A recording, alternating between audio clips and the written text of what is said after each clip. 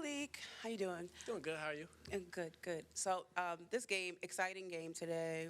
Obviously, you guys didn't get the win, but it was a sold-out crowd. How is it playing into that first sold-out crowd in a while here? Yeah, we appreciate the fan support so much from alumni to faculty and staff. Like, we love everybody that was there, and we thank them for coming out.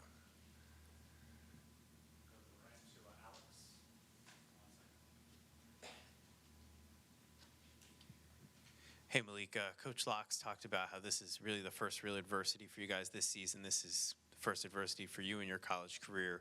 How do you expect to approach this week coming off this loss, and maybe how do you expect the team to approach it as well?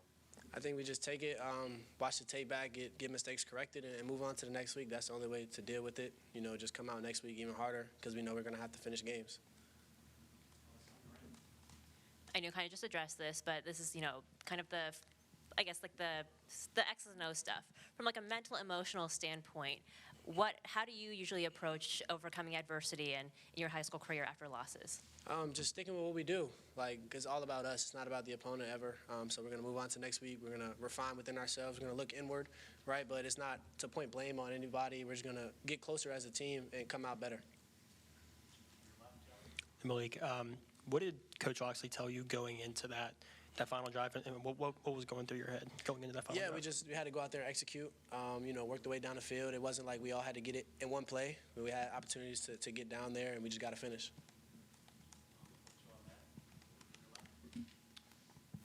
Hey Malik, did you feel like Washington kind of changed anything second half in terms of what they showed, or did you feel like that there was anything that was kind of tough to adjust to? I mean, they made their adjustments just as we did coming out of halftime. I think we just had some plays that we left out on the field that we have to execute. I guess, what do you feel like they kind of did well adjusting to in that second half?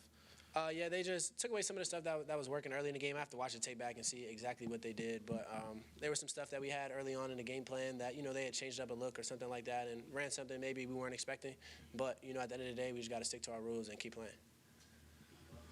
Hey, Malik. The drives that you guys scored the touchdowns on, they're very methodical, 9, 15 plays, 16 plays, that type of thing, taking a lot of time off the clock. And then those last 4 drives, you guys struggle to get anything going. I know the running game hasn't developed this season so far as you'd like it to, and a lot of empty backfield sets. Did you feel that some of the plays you started getting a little more conservative and safe to try to protect the lead late in the second half? No, I think we just went out there and we did what was working in the first half. Like you said, the first drives were methodical, taking what the defense gives us. I think we tried to do the same thing in the second half. It was just sometimes it just doesn't go your way. Like I said, there's plays left out on the field that we have to make as a unit. But yeah. And you've got, so many different guys that are catching passes for you, which is an asset. But, when some of them are rising in different games, some of them are having, issues or some down moments in games, do you go and console some of those guys like Jaleel, who had some opportunities in this game, to just encourage them that you're going to need him down the road? Yeah, 1,000%. We had talked after the game, and what a lot of people aren't going to talk about is the crucial plays that he made in that game, the ability to keep us into the game, one down in the red area right before the touchdown, making that huge catch right there in traffic. Like, those are the things that I'm going to talk to him about, being able to keep that up. Like, one play doesn't define you, and it doesn't define a game. That play didn't lose us the game or win us the game. Like, it's the whole unit, having to execute for all 4 quarters. Malik, how would you evaluate how you played today? Could have did better. Really, I left some stuff out there, some moments where I feel like I kind of broke the pocket a little early instead of sitting in there and waiting and delivering. There was opportunities for plays to be made, touchdowns to be scored, costly turnover before the half that I have to improve on. Is just take it and add it to the toolbox and understand situations better and keep moving forward. Malik, second 8, he had a pass to Jawan Williams that kind of rushed it. What were you thinking there? He's like, were you kind of in a hurry? Was it kind of like too much pressure on you? I probably got to look back at it, to be honest with you. I can't remember the exact play you were talking about.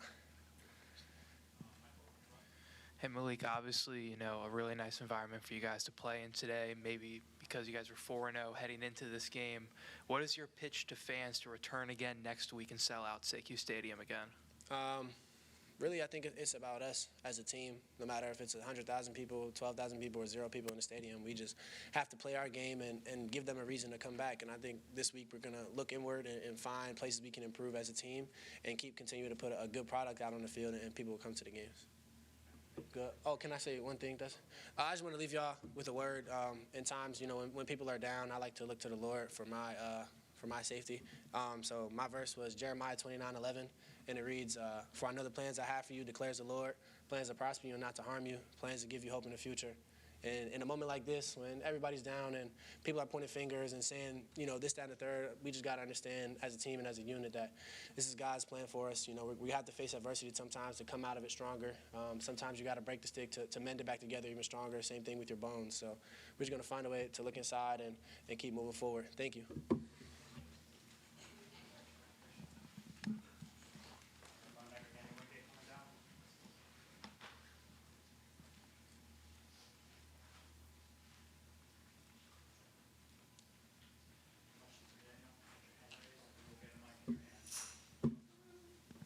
How y'all doing?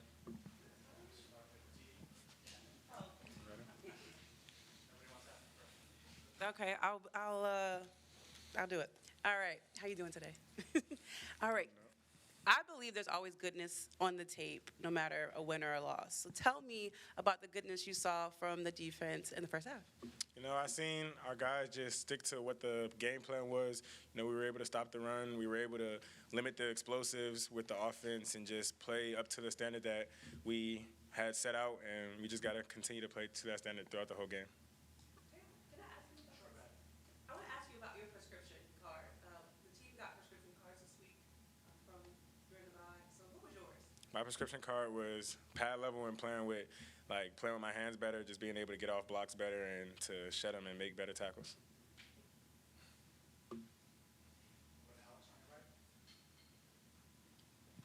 Hey, Coach was talking about how this is kind of the real first adversity for you guys this season. I know you've been through adversity before, but for Malik and some other freshmen on this team, this is their first time going through adversity. So I'm just curious, what's your advice to them right now, and how do you guys respond to this loss today?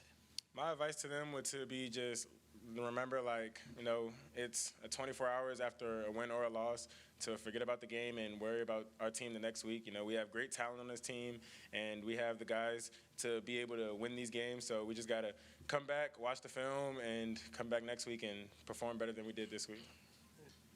Hey, Daniel, and kind of similar to that, but Coach Locke said that he thinks that the team didn't handle success well during the bye week.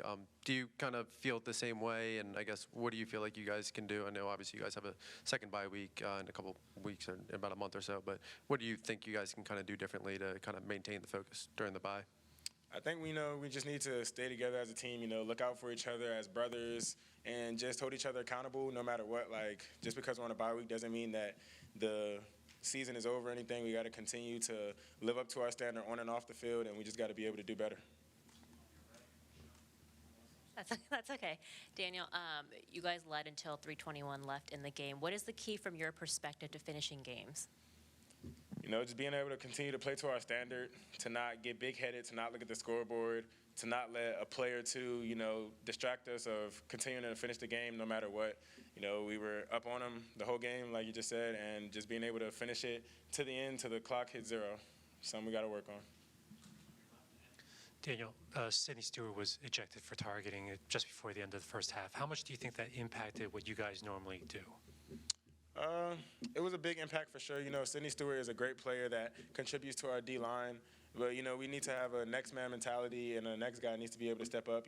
We practice a lot of guys, and we have a lot of guys that know the defense. So, it's just got to be a next man up mentality, and we got to be able to be there for our brother through times like that.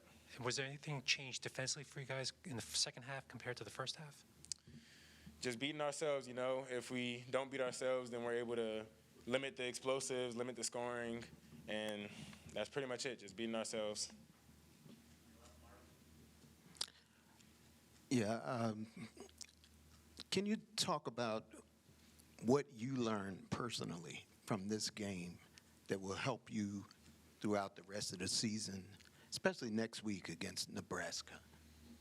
I learned that we got a lot of young guys that sometimes will go have an up or have a down.